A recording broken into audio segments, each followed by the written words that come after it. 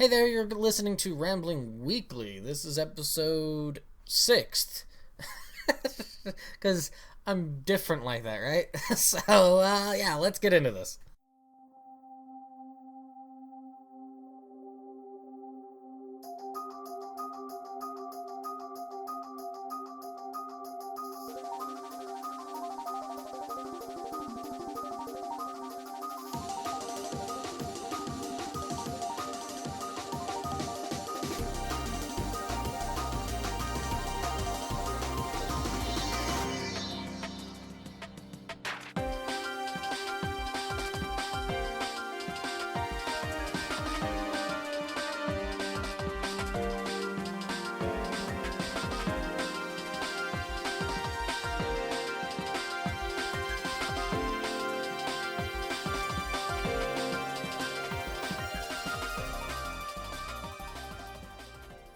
Welcome back. That was from.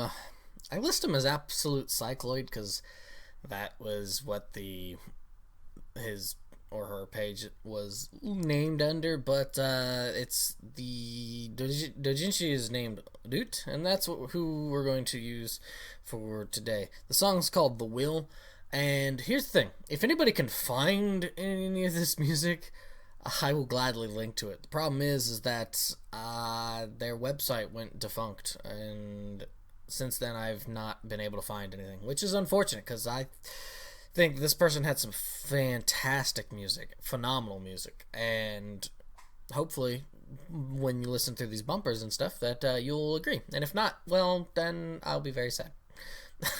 But yeah, so that was The Will. For me, that song I always want to be like driving some sleek car at night and just have the roads to myself, sort of thing. Mind you, I've never had a sleek car, and I don't. I used to drive a little bit at night just to kind of clear my thoughts, but yeah, for whatever reason, with that song I get it, and I just. Yeah, it's good. It's very good. All of them very good. So how's everybody doing? Are you doing well? Are you doing good? Doing fun? Doing fun? Are you doing fun? What the heck does that even mean? I am doing all right. I actually just finished reading The Princess Bride by William Goldman. And if you've seen the movie, I highly recommend you find a way to read the book, because the book, outside of a couple things and a scene where Inigo and Fezzik go through the Zoo of Death, and you might be wondering, what is the Zoo of Death? Well, it's in the book. Ha ha! But here's the thing: reading the book, the movie played in my mind, and it's fantastic. I was really surprised to see how much of the book got translated into the movie.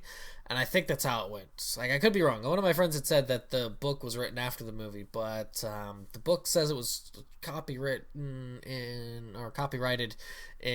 1973, I think, is what it said. So I don't have it right in front of me. I gave it to my sister to read because she likes reading and enjoyed the movie when I showed it to her. So I want to say it's 73. So.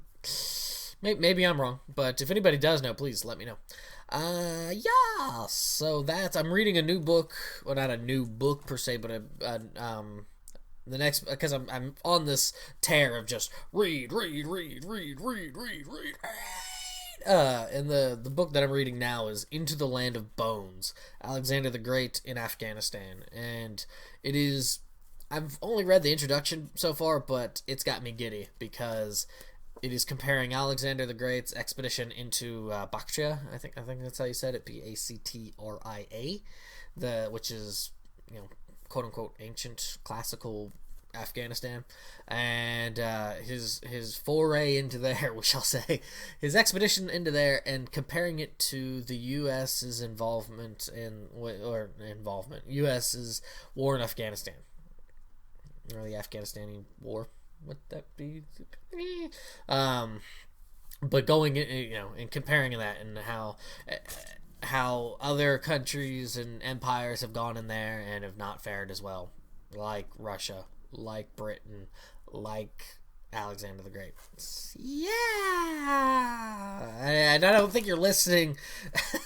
I don't think you're listening to this for that sort of thing, so I'll just leave it at that.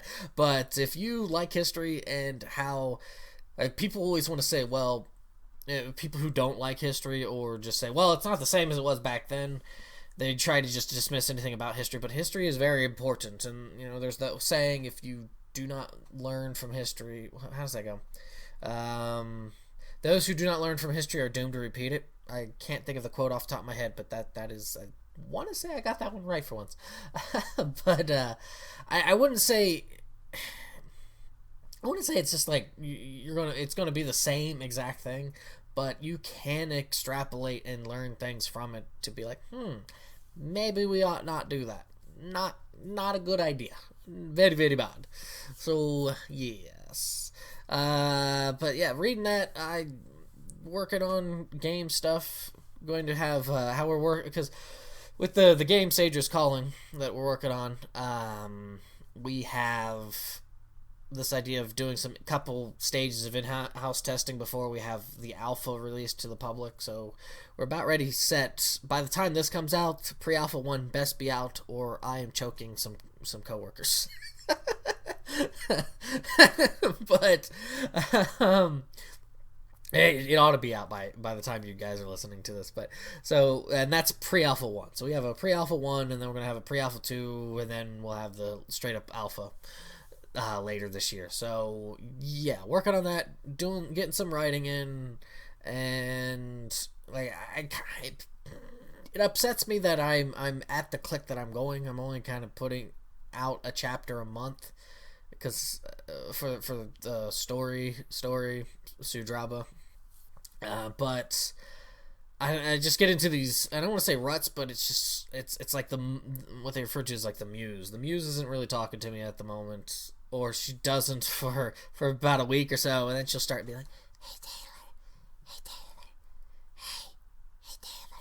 and then I get back into a groove of it. I'm hoping to have chapter, I want to say 11. I think I'm on chapter 11 right now. I'm hoping to have that done sometime within the next week and a half. So, and then hopefully can push through. Got to. So, yeah, that's what's been going on my end. I don't think there's anything else of excitement that I've been doing. I'm hopefully going to be getting a better PC, not a better PC, but a gaming PC or something like that. Not like a high top of the line kind of thing, but at least a middling, decent, moderately good one. The laptop that I use sucks for like trying to stream or anything, or trying to capture game footage. It was never intended for that. I've tried to intend it for that, but it's not a good idea. It doesn't really work out that way, unfortunately for me. So I'm stuck with it. So I'm looking to upgrade the beefiness and get all sorts of in your face with streams and stuff.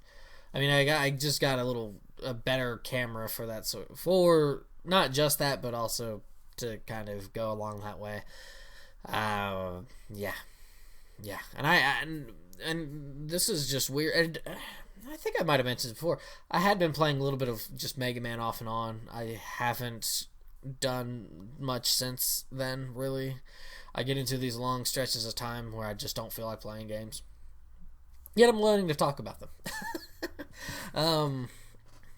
I don't know. I still need to wrap up Dragon Quest VII on the 3DS, and then start on Dragon Quest VIII. Trails in the Sky, or Soda no Kiseki, the third evolution, comes out before too horribly long. So I'm excited for that, as well as Ys 8. Ys 8's coming out a couple days after my birthday. It comes out on July 21st for the Vita. Totally gonna sink my teeth into that one, and it is going to be delectable. I hope. I hope it's gonna be good, but yeah, we'll see how that ends up going. Then I don't know. Yeah, I'm just, and I don't want to say it's ruts or anything, but I just, it just happens. I'll get really into writing and reading, and then neglect sort of game stuff. And I do this. I have a bad habit of this, and I may have mentioned this before, because I am forgetful, and I am silly, and I am sillily forgetful. Well, what is that? Not even a word. My brain just not with it today, and I apologize. But I probably did mention this now that I think about it when I got a bunch of books the other day with my mom, because after I was with her, I sat down and recorded. I think possibly maybe, but I am really bad about giving myself a break, like a legit break from things. I will harp on myself to get stuff done, and I'll be like, oh, need to do this, need to do this, need to do this, need to do this. Hey, Taylor, you need to do this, do this, do this, do this. And then so I'll sit there and I'll force myself to, oh, well, I need to read. I need to be reading. Gotta read more. Gotta read. Or, oh, I need to be writing. Gotta write. I've only written for 3 hours. Make it 5 hours. Like, crazy. And I just really neglect having me time, where I just sit and drink some coffee or tea and enjoy the silence of nature, or the sounds of automobiles driving by. But yeah, so I don't even know where I was going with that, other than the thing is when I do get into a lax way when I play games, I tend to overindulge a bit and then just be like, I'm playing game, because part of the thing with reading, a lot of the stuff that I read isn't only like for entertainment purposes. For example, I am staring at the Complete Chronicles of Conan by Robert E. Howard. That is an entertainment read. All 1,000 some odd pages or whatever.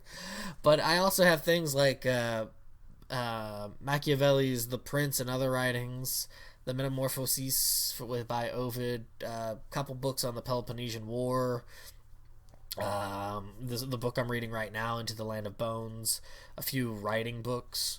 So, the Persian Expedition by Xenophon, I just finished up that one. So some of it may be reading for just for entertainment, but a lot of what I read is more for interest, in the sense of wanting to learn more about it, and that's just how I am. And it's not saying it's a good thing, but that's just how I am. I just push, and then I explode into a phoenix and fly away to the sun. But that is it. We are going to take a break and get into the topic, which I have written down, but I didn't highlight there. The topic is going to be called Off the Game, Not Off the Mind, and it has obviously to do with censorship. So yeah, that's going to be a fun one to talk about because of recent developments and just things in the last handful of years and stuff with that sort of thing. So yay! I will let you listen to this bumper. It's a good one. Oz enjoys it. I'm actually going to listen to it so I can give you better comments and feedback on it. So yeah, let's do that.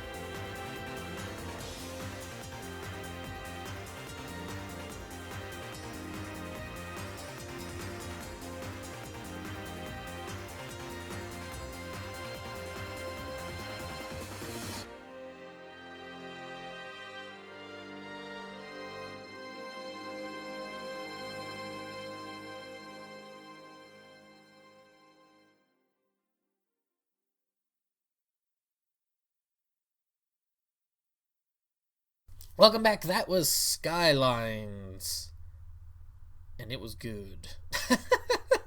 Like to me, that makes me think of towards the end of a game, traveling, like on a vehicle of some sort. Maybe you're riding dragons through the sky, Panzer Dragoon style or something. But that's what it makes me think of. Very, very full of energy in a like not I should say full of energy, but full of determination to accomplish something, and just that resolution.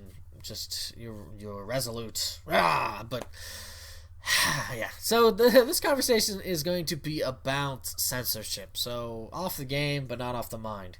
And we've had a lot of these incidences lately. You've got that Overwatch game, I want to say, the new Blizzard one, where character's winning pose or something is that she's standing, but her ass is a bit accentuated. Yeah, I think that's the word. The word I wanted. Accentuated. Accentuated. Anywho, her ass is a bit prominent in it. She's looking over her shoulder, and that's her pose. You got the Star Ocean 5 thing where they changed some characters' underpants from looking, going towards the not quite. It's definitely not quite it's not a thong, but just a bit more quote unquote sexier style of underwear to something now where it's just like whitey tighties is what it looks like. The Xenoblade Chronicles X, I think there's the character's like 14 or something, but in the Japanese version she can have equipment that looks like basically like swimwear, and they took that out, or they changed it big time there. And a lot of things like that. I like Dead or Alive Beach Volleyball, and this has been around for a while. Nintendo, back in the day, had to take out religious symbolism when it dealt with, at least with Christianity. I don't know if they kept things like Buddha or Hinduism aspects in there, but crosses and stuff, they didn't really like that. If it was just like a straight up cross, I think in Castlevania 3 they tweaked it a bit. They kept the cross, but they kind of bedazzled it a bit more. That's the best way I can put it. Drinking was alcohol references were toned out to just be like apple juice or things like that. It's the same thing with DBZ. They're like, I'm drinking orange juice, or with Pokemon, where instead of eating onigiri or rice balls, they're eating donuts and shit like that. And it's like, that's censorship, but it's not like censorship in the way of some others, but it's kind of like toned. It's altering the tone of it by that sort of thing. They're eating donuts. Not quite. But in like Dead or Alive Beach Volleyball, I believe they didn't even release the freaking game over here because some people, and odds are these people are never going to buy the game, threw a fit. I have no interest in playing Dead or Alive Beach Volleyball. None. I do not care for it. I don't care for those characters. I just don't have any interest in playing it. However, I do not think the game should be fucking censored. I do not think, because extrapolating evidence that they have studied on violence, yeah, causation isn't quite correlation, but you don't have people running amok in the streets after playing Grand Theft Auto shooting people up. No, you don't. For the most part, as a species as a whole, we've become a lot more docile over the decades. At least we'll just stick to the decades. Let's go with the decades. But we've become a lot more docile. So I just find it weird that they kind of do that thing. Do I really like that sort of thing? If it's like, hey, it's a I think for example with Xenoblade Chronicles X, the character's like 14. Do I really think it needs to be in there? Not really. But in the same hand, I'm also 30, or inching towards 30. That's more like leaps and bounds towards 30, but I don't need that. I don't think 14-year-olds are attractive. Just saying. I know that's a like mind-blowing concept. that's a very hard line I'm standing there. I know. I don't find that sort of thing attractive. It's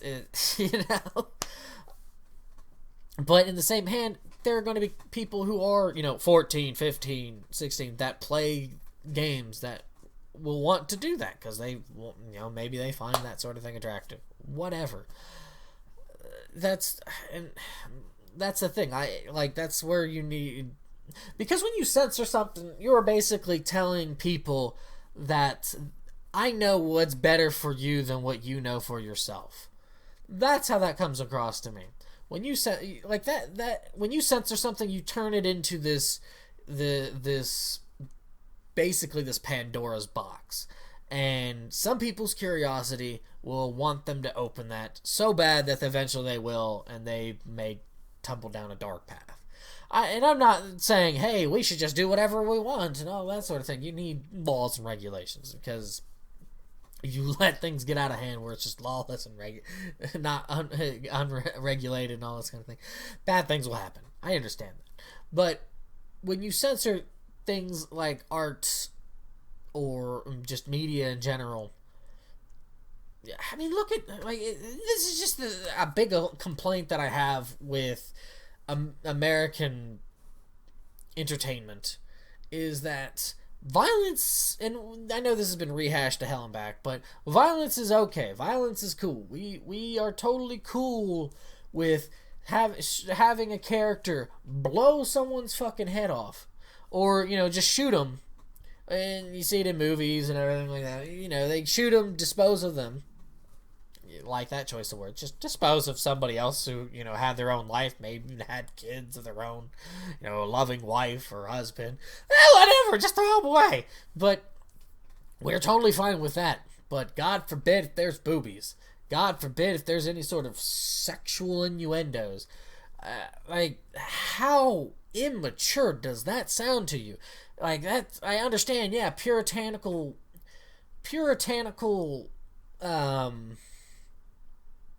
society. That's where it came. It comes from. It comes from the echoes of the Puritans and everything like that.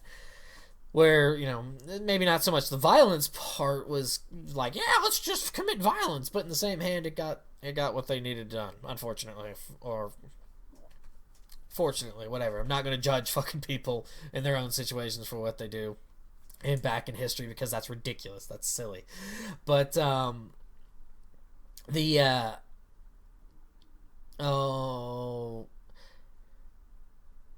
mean, because it already happened. I guess that's what I'm trying to get at with that, before people are like, what the fuck? That's, I mean, tangent alert, but like with that, like, you can say, this is what kind of gets me. I understand Hitler did some horrific shit.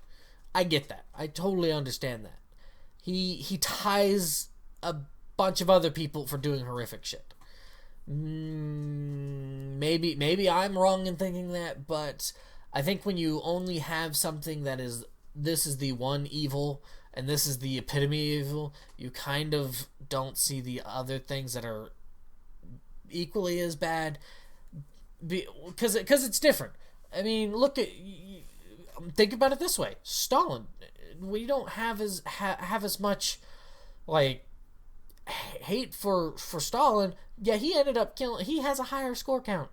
He has high score for people killed.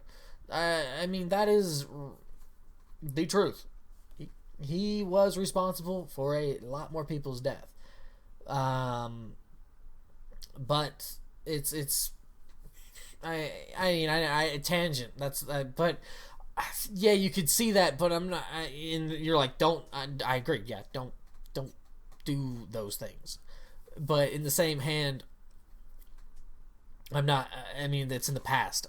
I can only say don't do those things now, right? You can't go back, and it's a, to me it's an obvious thing. You don't don't harm other people. But yeah, that's a weird tangent, and I apologize for that. I don't know where I was going with that. Anywho, censorship. Let's get back to censorship.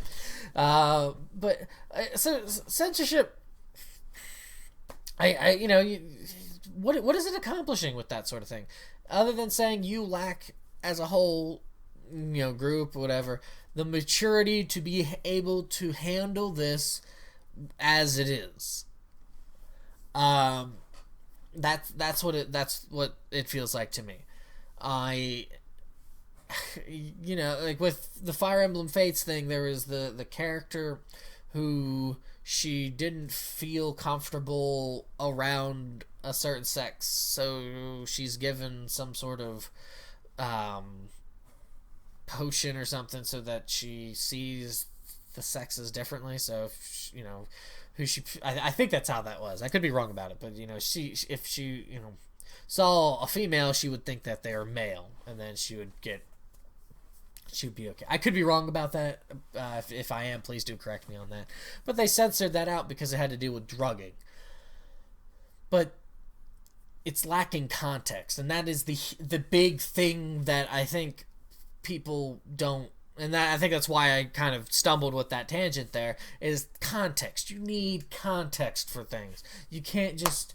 it's ridiculous to censor something without any sort of context, because you're like, well, it's just this. So, there's boobies, or this character's got their ass is prominent on a pose, of all things. We gotta censor it. Contextually, what the hell does that even mean? That they are too sexy. Here is a character who is killing other people in death matches. No. Why is that okay? Why are you condoning that act? Because that's what that says to me. If you don't censor things like that, you're not quite condoning it openly, but you are. It's kind of like when you say something like, I hate, hypocrites. I hate hypocrites. You're very vocal about this. Oh, hypocrites, fuck hypocrites. They're the worst, blah, blah, blah, blah, blah. Turn around a couple days later, you're being hypocritical about things. That makes it worse. You're exasperating the whole thing. And bingo, plow, kapooey. But, and that's what I would say with this. You're condoning something, and in condoning, you're making it the other acts. When you're banning something or censoring something, you're condoning the other acts more greatly, and that's silly. That's silly. It's silly, darn it.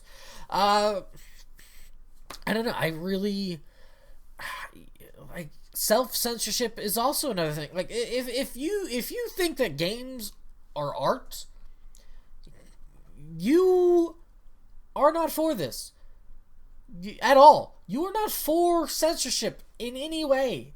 Like there's different kinds of censorship. There's the censorship of that whole thing. Well, it's sexy, you need to change it. Or there's the self-censorship because they want to make more of a profit. In that case, they don't have care for the game. They're just looking to get money out of you. That is ridiculous. Because to me, if you are going to... That's just me. Like, to me, and I think that makes me wonder if that's part of the problem with a lot of games, is that there's not as much care being put into it. The care isn't so much... there's a difference in care where it's the care for the story or whatever, the care for, I don't want to say product because that's kind of alluding to like money and stuff like that, but care for the work.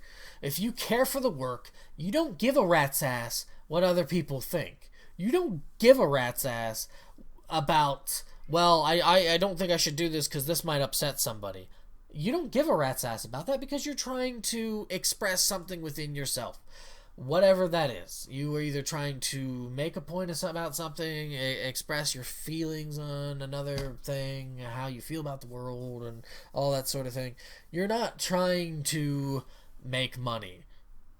At least, because the moment you start trying to make money, or you're not trying to make money, but the moment that thought comes in there of, I've got to make money on this sort of thing, or I understand that, because that's part of the struggle of being an artist, is that here you're trying to work on something, but you also gotta kind of eat. You have to have a roof over your head. It's a balancing act. But in the same hand, if you are trying actively to get money for your work, you're thinking, I need money for this. Like, unless you are like some sort of savant and are just very talented with it, very meticulous about your craft, and that, you've like, I really don't see it. That's what I think is wrong with a lot of games, is that there's no, the care is more in making money than it is about making a piece of work, and that is no good. That's no bueno. Muy malo. I mean, I don't know. And then, so like, if you're self-censoring, I think it's ridiculous, because that, to me, you are purposely inhibiting yourself in fear of others. Now, that's not to say that you should just say and spew hateful shit, because that's not art. I'm sorry. When you are purposely trying to offend people, that's not art. No, sorry. It's just not how I feel about that. It is expressing thoughts and emotions and feelings in ways that words maybe cannot. Or, if you're writing, it's ways of combining, putting words together to express opinions, views, thoughts, and emotions about other things in life and stuff like that. But like, when you're self-censoring, it's just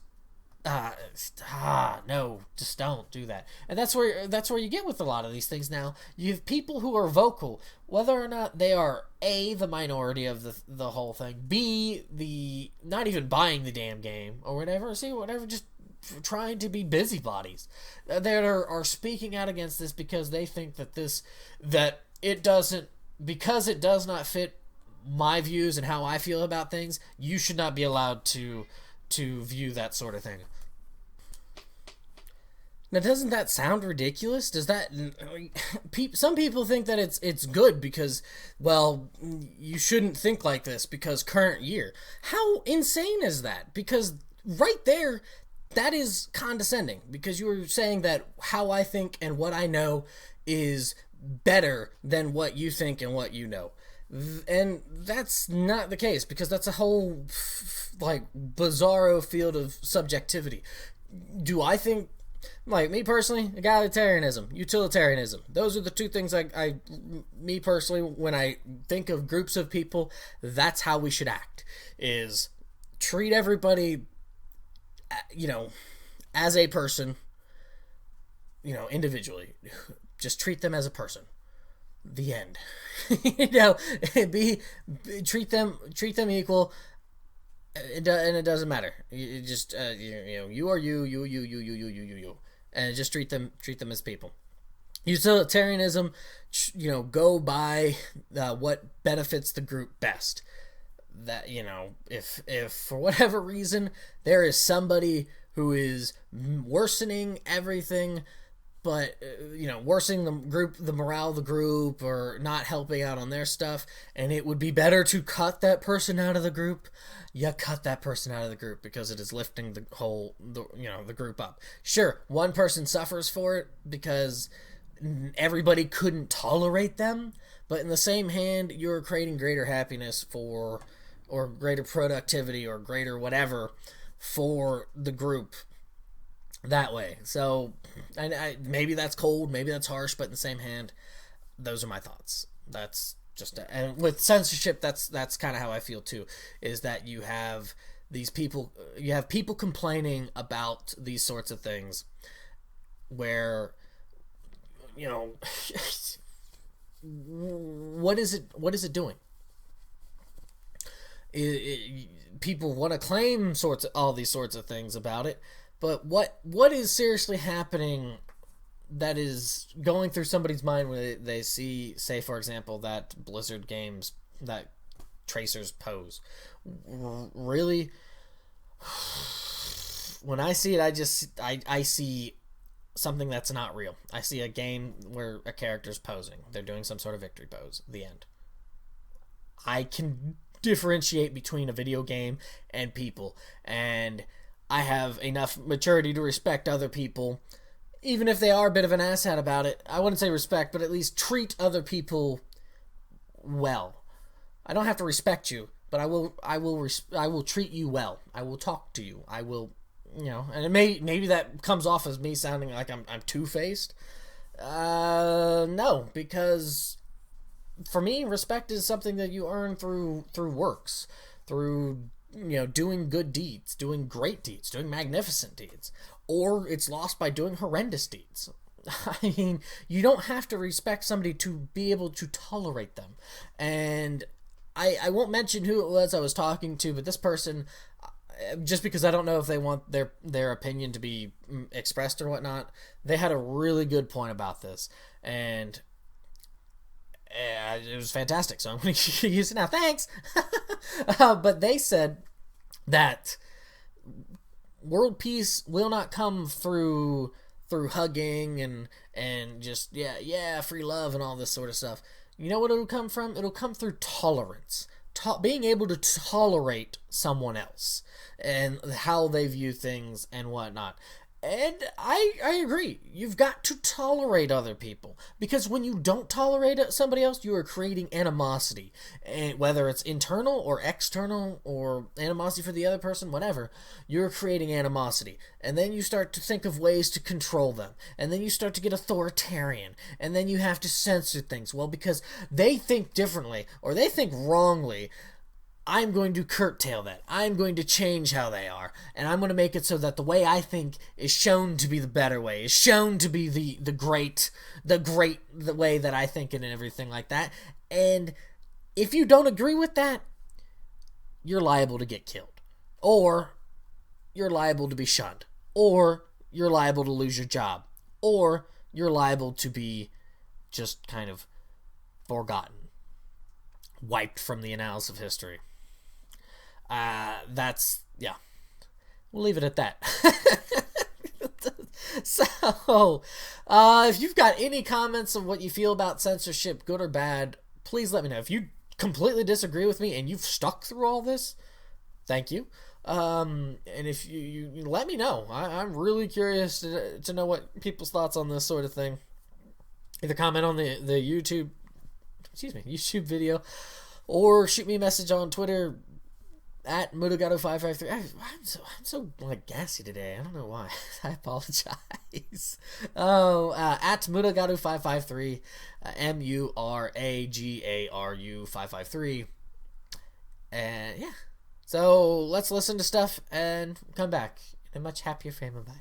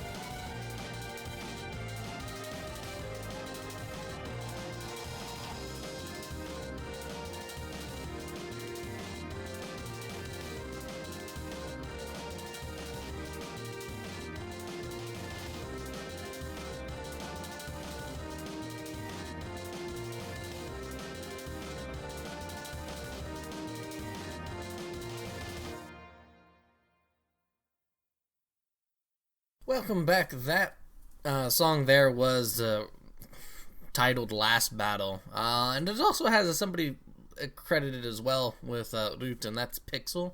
I've never heard of Pixel. So, looks like I have some dating to do.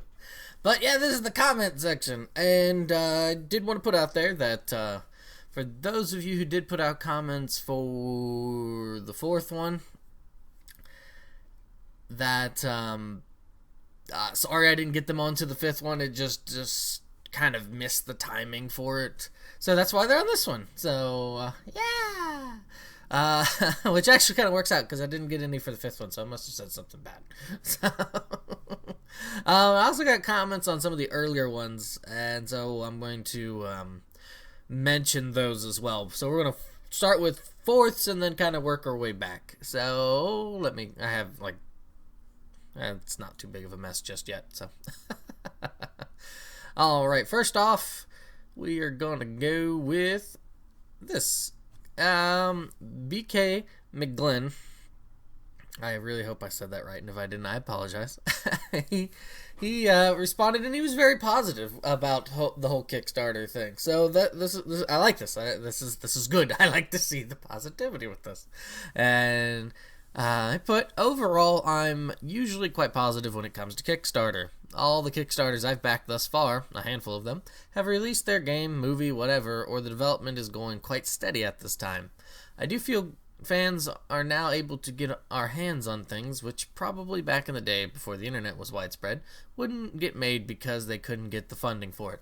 This I do agree. I think that's that it is nice with this sort of thing, because now there's at least another avenue to go for people to try to get a game released. That is totally true.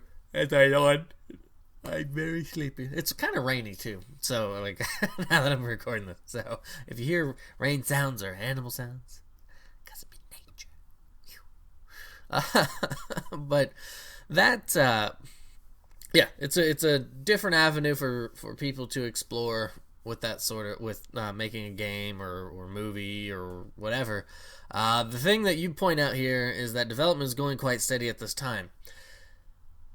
This is something that bugs the hell out of me, and because I am crazy, I cannot remember what I had said entirely, so I'm going to give a very truncated point about Kickstarter, is that a lot of the ones that I've seen go bugger up also don't say anything at all. We get this problem with Mighty Number 9 now, where people are, there's now rumors going about, is it going to be postponed again for release?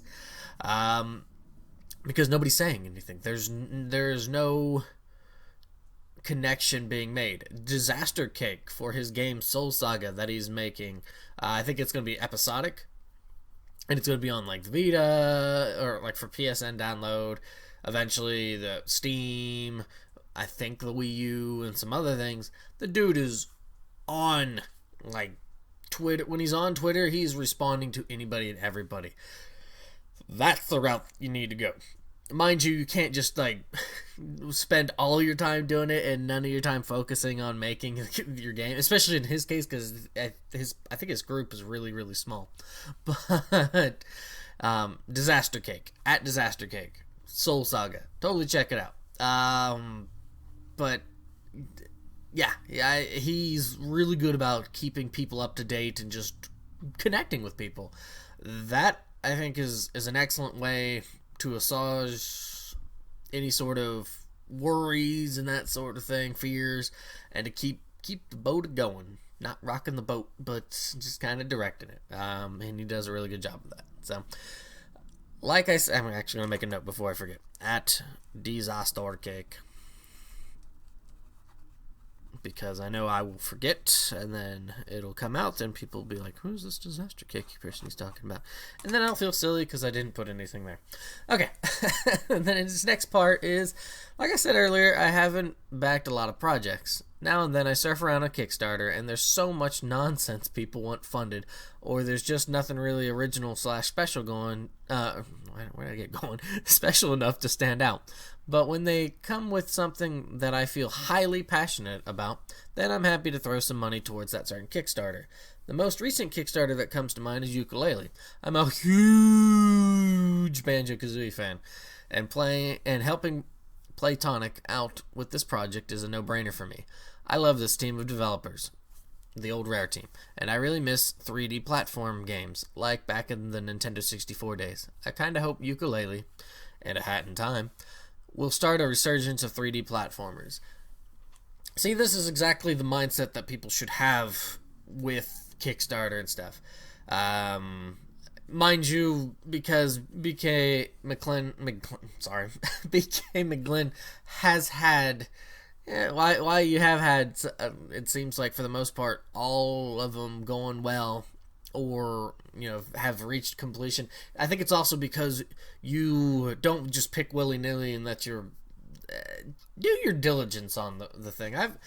The guy is at Radical Rascals, Andy. He says that you got to do your due diligence. You got to study it, and if you don't feel comfortable giving that money to them and sort of stuff, then don't do it. I mean, he's a bit more extreme where he won't, from what I can gather, and maybe he's changed stances on this and stuff, which is fine. But he at one point did say that he probably wouldn't give people who have never shown the ability to do that sort of thing. I can understand that. I would, like me personally, I've never given money to Kickstarter because it for some reason you can't use PayPal. Like if I could use PayPal, I'd totally shove some money to things that way. But you have to use a card, and I don't like using cards because that's technology and that's evil. I'd skip that generation of technology. Just go to PayPal. But yeah, just do your due diligence. Don't just throw money at everything that you see. Like there's some really ridiculous ones I've seen on there too that I because the game that I'm working on, and it's on the image is on the weekly Rambling Weekly the 3rd, if I do say so myself. Yes it is. We're working on that, and we are going to put out an alpha and then put out a Kickstarter or a crowdfunding thing, because we are 3 poor people. And my furnace agrees. But we're still going to make the game, but it would help tremendously to be able to have the finances to kind of fund the game. And this, you get into this balance act too, where, and I do think I remember saying during the Kickstarter, is the money that you raise at Kickstarter has to be just for the game. You can't. It really bugs me to see people be like, "Well, this is for us, so we can take the time off to make the game." It's like, no, you gotta, no pressure, no diamonds, sort of thing. You gotta.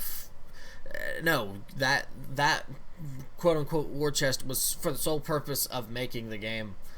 Oh, and I mean, even if you express that, oh, it's for helping fund. No, for the game. That's it. Blah. Myself, I'm actually kind of interested to see how this Yooka-Laylee thing goes. I'm not a big Banjo-Kazooie fan. Actually, I don't even think I've played the games. But there's nothing wrong with 3D platformers in that kind of vein. I think there's been something lost as we've gotten really advanced with graphics and that sort of thing. Look at first-person shooters, comparing the old Doom to what we got now. And I don't know how. I hope the new Doom remedies this, but I don't know. But like the old Dooms, even up to later Dooms, in Doom 64, it wasn't just point A to point B to point C real easily. You're gonna have to go through these really meticulously at times and figure out where the hell to go. I played Doom 64 to death, and I've put it on the hardest setting, here recently and playing a little bit of it, and it's just so easy because it's so ingrained into my head.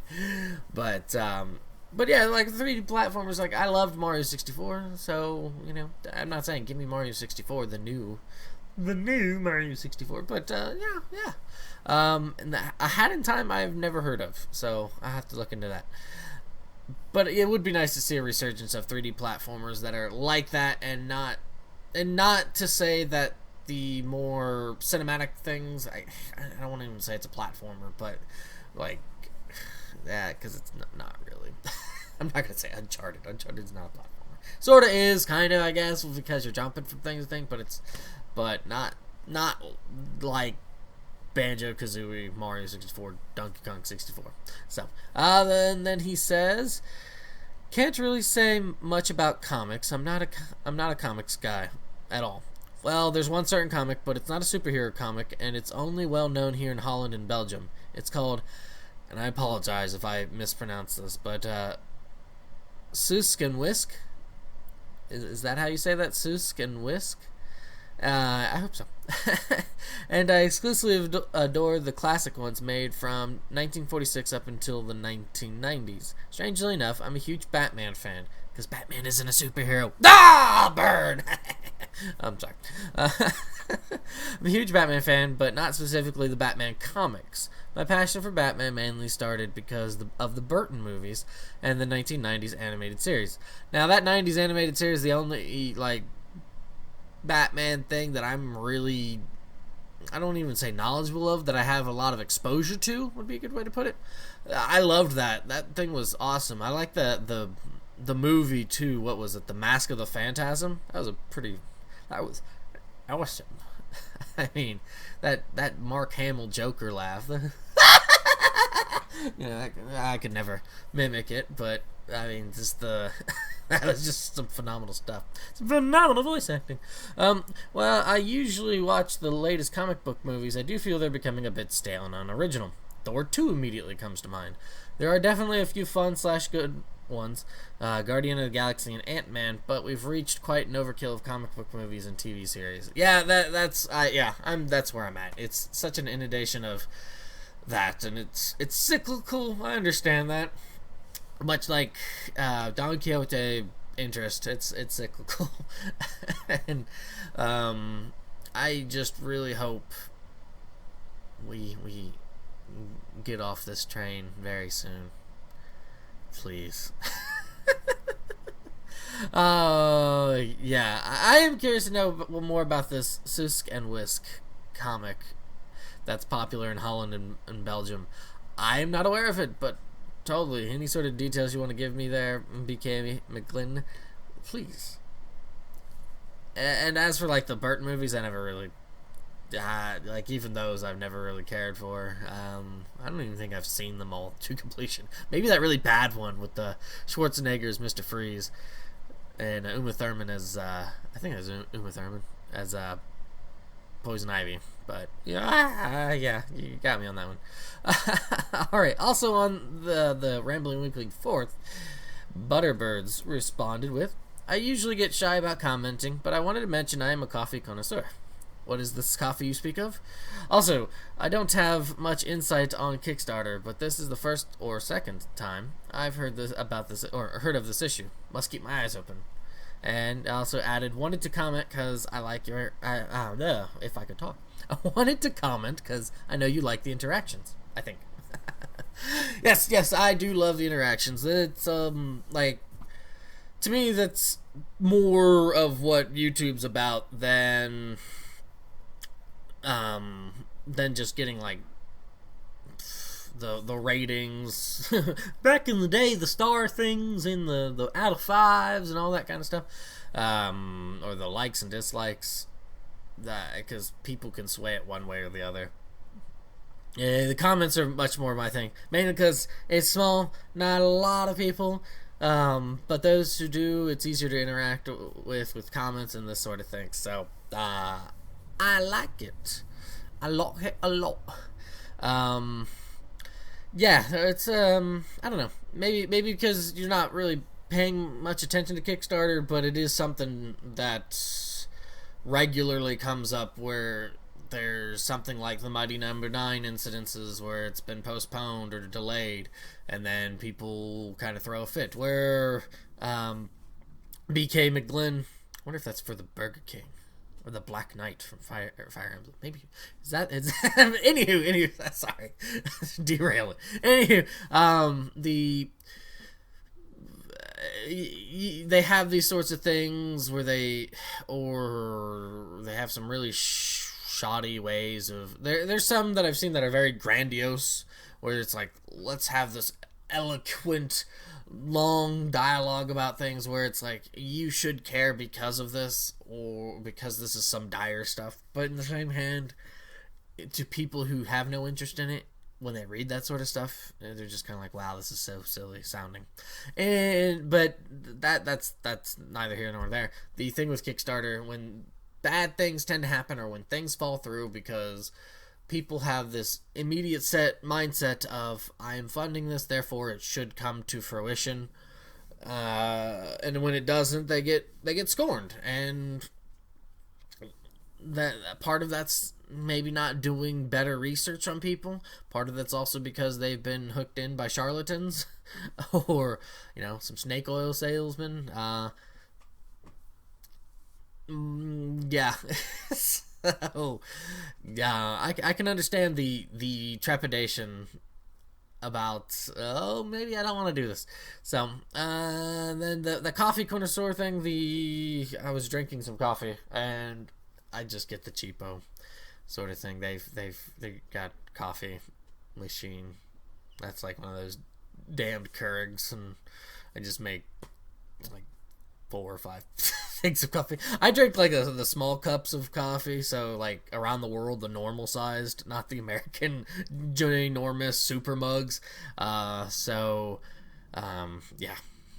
I think I've shown it in one of my videos, but it's not a very large, not American size. So, and then I had responded to him, and then he had responded back with, yeah, you'd think Keiji Inafune would set a good example towards other indie developers. I never knew how bad that was until you mentioned it, frowny face. I tend to see the good side of Kickstarter with Wasteland 2 and Tides of Numenera?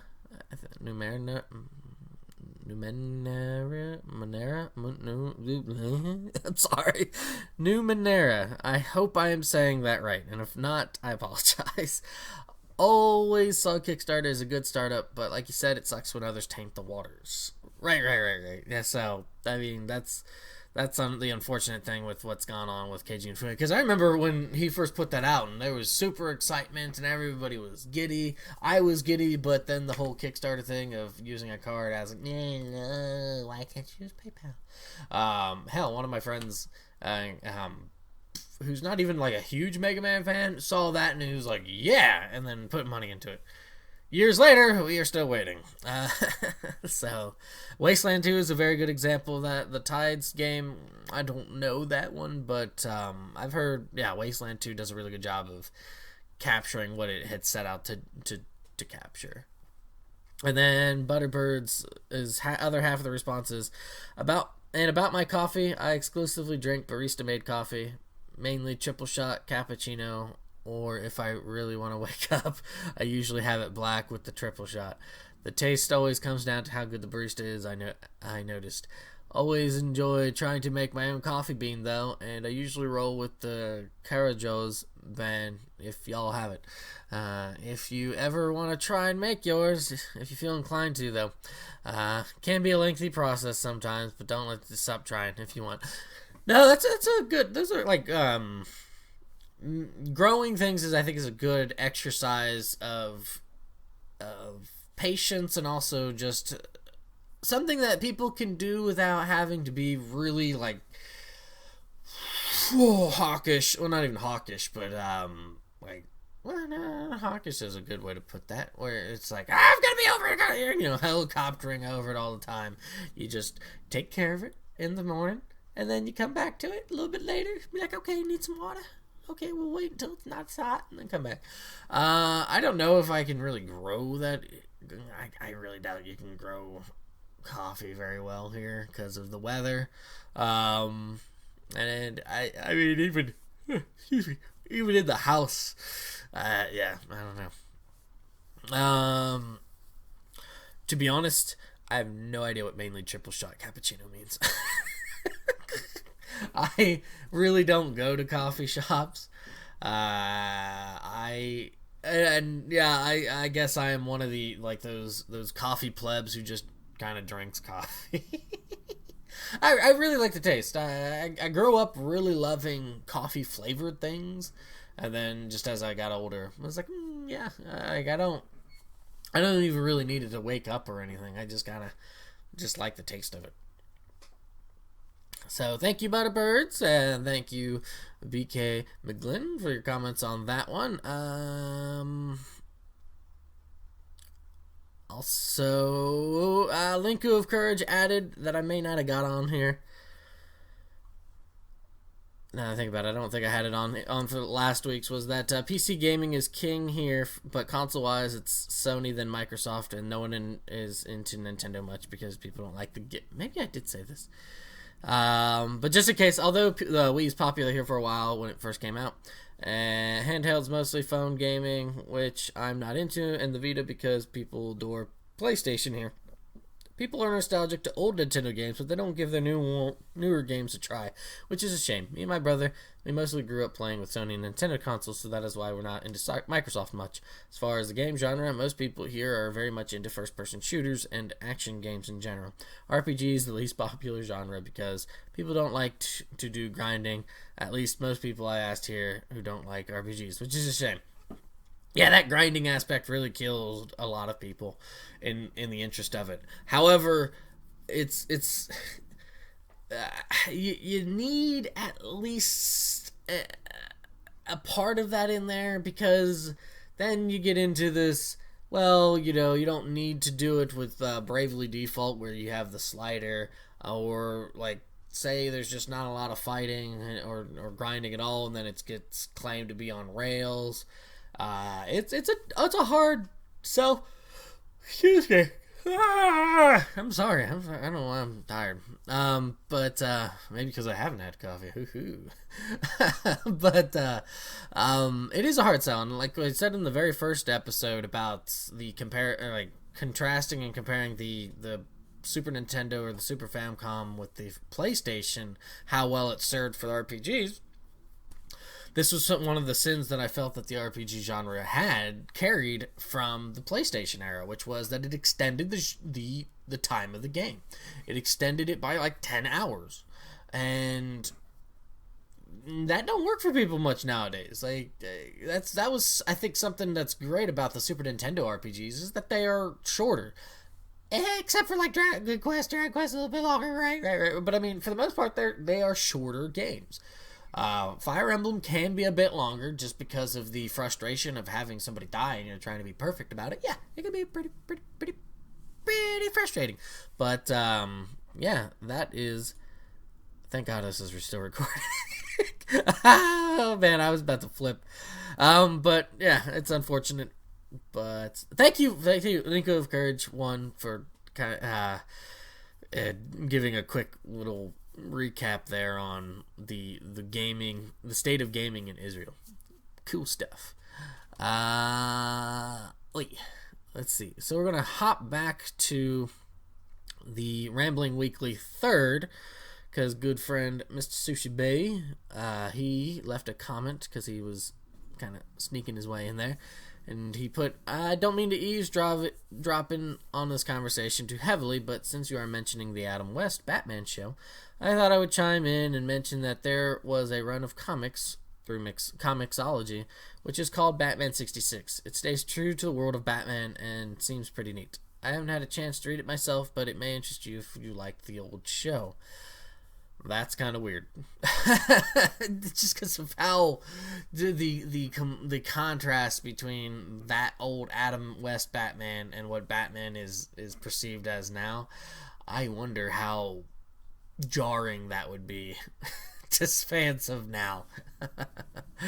Comics are comics. Superhero books have their continued themes, which are often reused, and I can see why it is a frustrating lack of creativity / staleness to readers. For a while now, I've wished that books would focus more on seasons and have changes in writers / artists follow that format to build their own worlds and stamp marks on the characters.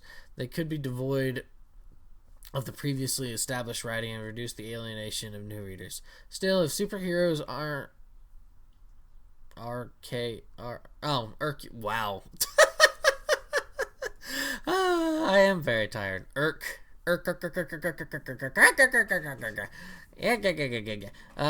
if superheroes irk you, been on the internet too long where three-letter combinations are supposed to be some sort of acronym or initialism. Three-letter. Still, if superheroes irk you, there are plenty of other books based on sci-fi, mystery, and more. Most creator-controlled books, many of which come through the publisher image, are very finite and do not follow the structure of superhero books whatsoever. No need to worry about resurrections, reoccurring plots / villains, and gimmicks to draw readers in with most of those personal projects. Yeah, I think that's something, is that it's like, gotta revive and all this sort of stuff.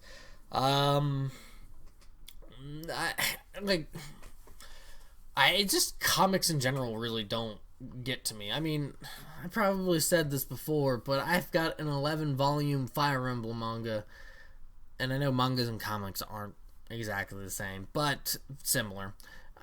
I got that, and I have read through 2 of them, and I've had the thing for years, and I'm just really, it's just not a type of media I'm that interested in.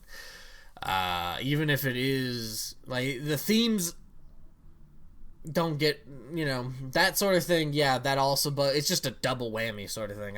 I'm not a very keen person on pictures and stuff like that. That's just, yeah. So, alright, but thank you, Sushi B, for that comment. And the last one here that now has made this much, much longer is from the very first episode, and that's from good old buddy Silver Mongoose videos, or just Silver Mongoose. We've been having a bit of back and forth on some different videos there, and he's also got some of those good wholesome videos on his channels. Check them out. But yeah, he is a cool person, and he has commented with, "Oh, you know how I feel about RPG length. Really hurt my appreciation for the genre." And that was something that did stick into my head, because I had a recording with him years ago, and that was something that did come up, and it did stick in my head a little bit, because at that time I was totally fine with 100 hours for Trails in the Sky. I don't know, Kiseki, sure, why not? Well, it wouldn't have been Trails in the Sky, but I don't know, Kiseki. It is like, it didn't bother me. I can see how it bothers people now. It still doesn't bother me, but yeah. And then he puts, "All of Dragon Quest is depressing, haha, winky face." Now, that is partially true. A lot of Dragon Quest 7 is depressing, because it punches you. It punches you in different ways repeatedly. Just throwing hooks, jabs, uppercuts right at your feels. And yeah, there's some things that aren't so depressing, but yeah. He also puts, "Heavy anime influence also hurt the genre in my eyes, as the genre became trope-ridden, just like anime in general. Enjoyed listening." Well, thank you, Silver Mongoose. Yeah, that's a big thing, and that's, of course, not everything, but you do see it awash with that sort of just very heavy trope. And mind you, even back then, yeah, there were tropes. However, because it was quote unquote new, it's at least like new to me. It can be kind of forgiven, because you're like, well, it's new to me. It's not seen as a trope. And then when you go back to it, you can say, oh yeah, those are very tropey. But yeah, the end. but it's not 10 hours longer, at least. I mean, it carried on with PS2 and all that sort of stuff. Those are the comments. Thank you. And if you have any comments, just leave them on videos. I try to make a little notepad note of all the comments that have come in since last episode. So, yes! Now we've pushed into 30 minutes on this comment section. I'm kind of surprised. It didn't feel like I took 30 minutes to talk about that stuff, so yay! But thank you for the comments. We are going to play the song and get into the quotes. And have a good day. Well, I shouldn't be saying. There's still more after this episode. So, listen to the song, and I'll catch you after we jam to some tunes.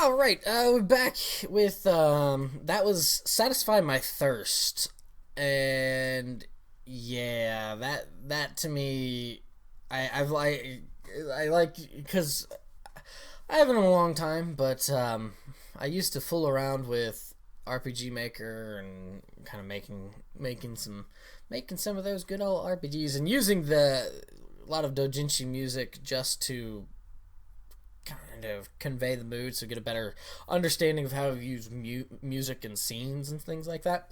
And this one I always like to use for a battle theme, like a very pivotal kind of fight, so a boss fight, but a very pivotal emotional fight. And I really like that song.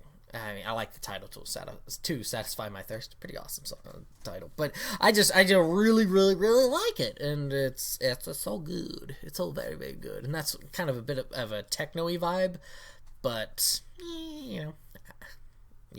The quote that I have for today is going to go in kind of junction with my psychotic censorship rant there earlier, and that is from Friedrich Nietzsche, and it's his book Beyond Good and Evil, and he writes, "He who fights with monsters should look to it that he himself does not become a monster, and if you gaze long into an abyss, the abyss gazes also into you." And you see this all the time. You have a very different, nuanced quote of it with one of the Batman movies where it's like, how does it go? It's something like either you die the hero or you live long enough to become the villain. It's not. I mean, it's a bit different, but I think it's saying the same thing to me, where you may start out with noble intentions first, by slaying monsters, as that eats away at your soul, you slowly become the monster. I mean, there's quotes from like World War One and stuff talking about how you're shaving the soul away to do what they did. I mean, that's war. But the thing is it's even though that's in reference to war with shaving the soul and doing those things, I think that's a very common thing that happens with people now. Hence why I think it's a pretty cool quote, is that you have people who for whatever reason sees the world a certain way.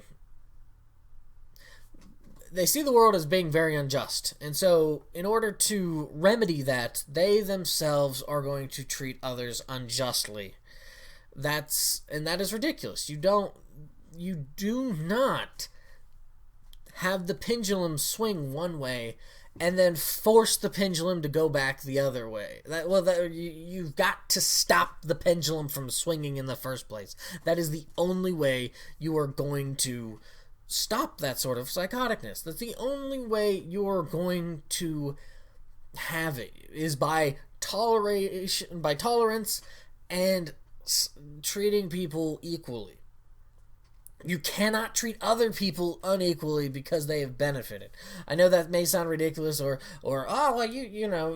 no, you've got to treat people as people. You cannot be like, well, these groups of people, or colonialism's horrible and what they did was bad. Okay, yeah, but the people that live today are not those people. They're not. Certainly, there's some teachings, feelings, and thoughts that have permeated, that have come through that time, but not everybody's like that. And when you start to try to divide everybody into, well, these people, you were a part of these people, so you obviously had something. No, the sins of the father are cast against the son. That is ridiculous. I know it's hard to do but you want to just like compartment, but you gotta like you have to compartmentalize. I just had like the biggest brain shutdown. You're done, Taylor. Done. Now, you've got to compartmentalize things, and you have to compartmentalize people. I know that sounds ridiculous, but you have to do that. You can't just like brush one group of people as one thing and then be okay with that, because you're just tribalizing it, because you're going, well, my group and everything is better than your group, and I'm not even going to take the time to try to figure out people. And well, you're like, for example, there is, if in a town you have a family who is regarded as terrible people, for lack of a better word. Say at one point, one of the family members was really beloved and everybody liked them, and they were like, say, the high school quarterback and everything. But as time went on, the family stayed there. The high school quarterback graduated and then ended up doing nothing with their lives. And then they had kids, and then their kids turned out rotten. Like, they turned into, say, drug dealers or thieves or whatever. I don't want to say murderers, because you're kind of pushing into it, but even murderers. But, I mean, then they're in prison and stuff like that. That's why I wasn't trying to use that. But and then they have kids. How do you perceive the kids? Kids that are like 8 years old. Well, your father and your mother are drug dealers and thieves. Well, you're a piece of shit. It's the same thing as condemning people who were bastards back in the day. Well, you're a bastard, so you obviously God intended you to not be loved or something like that. To me, that's the same kind of line of logic, is that you have a kid who grows up who, their parents may have done bad things, but that doesn't mean that they are bad themselves too. Certainly, they're in an environment that will push towards that sort of thing, but I would like to think that people are able to learn to be their own selves, and despite societal, familial pressures, to be their own person. And I know that may sound ridiculous and everything, and once again, another tangent, but I don't even know why I went that way. I've lost the plot. But back to Nietzsche's quote there, is that you can't turn people into monsters and then start to quote unquote slay them and not become a monster yourself. And that's what I see happening. And it's just because there's no tolerance. Where you see a monster, you want that the monster means it is something that must be put out, because it is a monster. It does horrible things. No, absolutely not. When you turn any opposing side into a monster, and then you start to try to attack them, that's what you do. People start to attack them. They try to find ways to curtail them. They try to find ways to silence them, to maim them, in other words. And then you've become the monster to everybody else. And yeah, maybe I'm just this is why the show is called Rambling Weekly, because I go off into the deep end and then I just start saying things. Yay, words! I love words. I hope you love words too. But yeah, I think it's also a quote at the beginning of a game. Probably. I mean, it's a pretty awesome quote.